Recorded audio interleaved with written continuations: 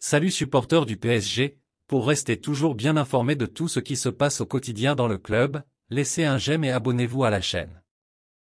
L'avenir de Kylian Mbappé n'en finit pas de faire parler. Et pas seulement au Real Madrid puisque d'autres grands clubs rêvent de la star du PSG. Dans quelques mois, si rien ne change sur la question de son contrat, Kylian Mbappé sera en fin de contrat au PSG et libre de choisir quel sera son avenir. Une question qui va évidemment agiter toute la planète football. Kylian Mbappé va-t-il s'engager au Real Madrid, ou ailleurs en Europe? Car d'autres grands clubs européens adoreraient signer le crack de Bondy. Notamment en Angleterre même si pour certains, la donne ne s'annonce pas simple. Légende de Manchester United, Dwight Yorke a évoqué pour Stocklytic les possibilités de son club de recruter Kylian Mbappé. Et pour lui, cela ne passe pas par 4 chemins. Si United veut s'offrir Mbappé un jour, cela passe forcément par des titres chez les Red Devils pour avoir un potentiel d'attraction suffisant. Il a frôlé le pire le 28 mai 2023. En pèlerinage en Andalousie, Sergio Rico avait décidé de prendre du temps avec ses proches après avoir glané le 11e titre de champion de France du PSG.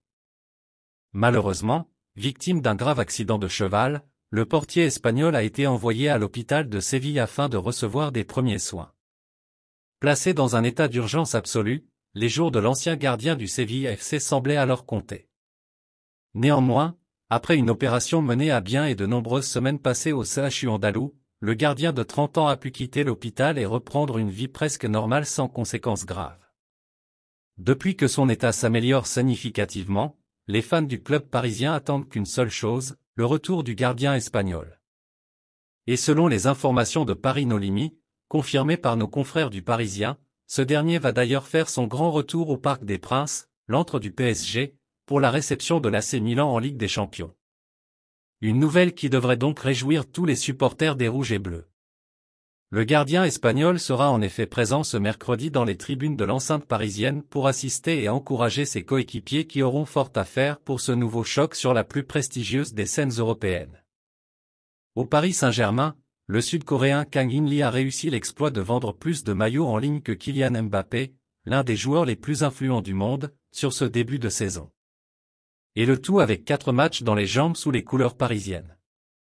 Tottenham a Heung-min Son, le Paris Saint-Germain a désormais Kang In-lee.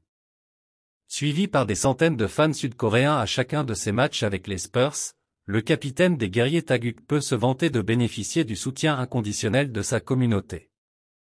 Le champion de France en titre commence désormais à vivre ce phénomène, puisque selon le Parisien, sa recrue Kang In-lee est le deuxième joueur qui vend le plus de maillots en boutique, juste derrière Kylian Mbappé. Et si l'on se fie uniquement au e-commerce, l'ancien milieu offensif de Majorque pique même la vedette au meilleur buteur de l'histoire du PSG.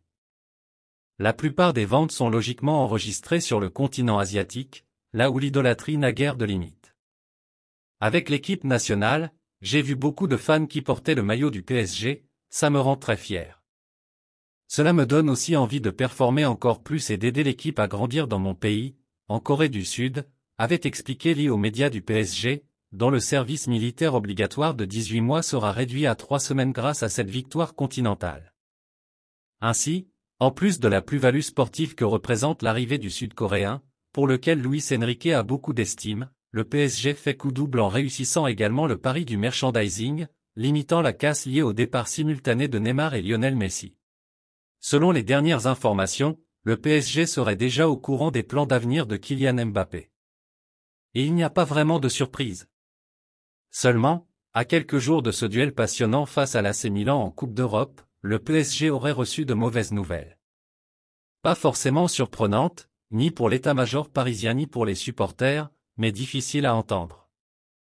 Comme le révèle Mario Cortogana, correspondant à Madrid pour le sérieux média The Athletic, le PSG est très pessimiste quant à l'avenir de son meilleur joueur, Kylian Mbappé.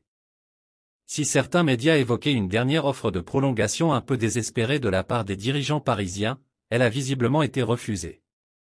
Les plans de Kylian Mbappé vont bien dans le sens d'un départ cet été, et le PSG en est désormais pleinement conscient.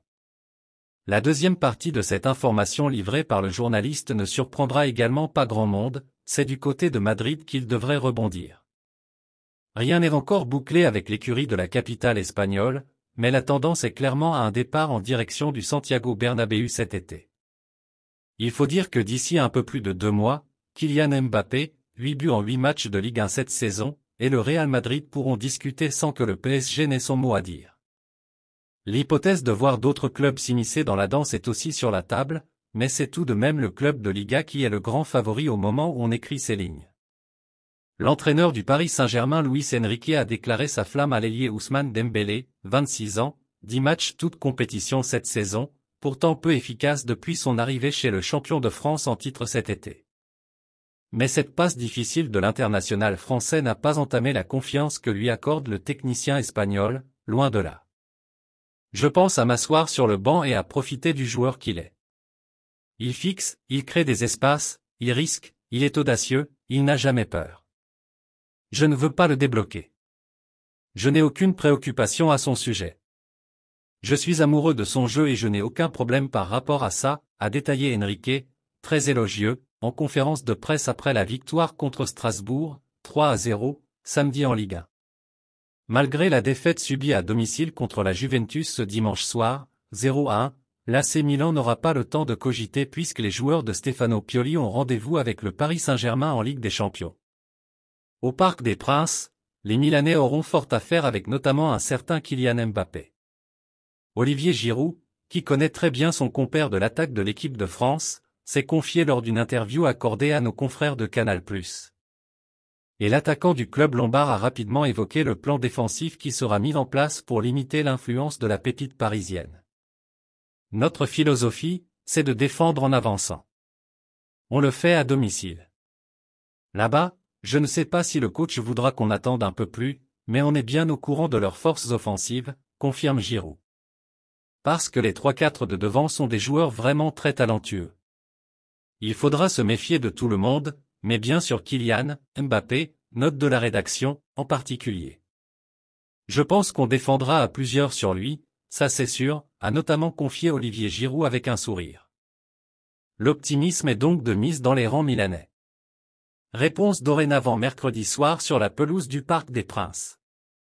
C'est la fin de cette vidéo, merci d'avoir regardé et n'oubliez surtout pas de mettre vos avis dans les commentaires.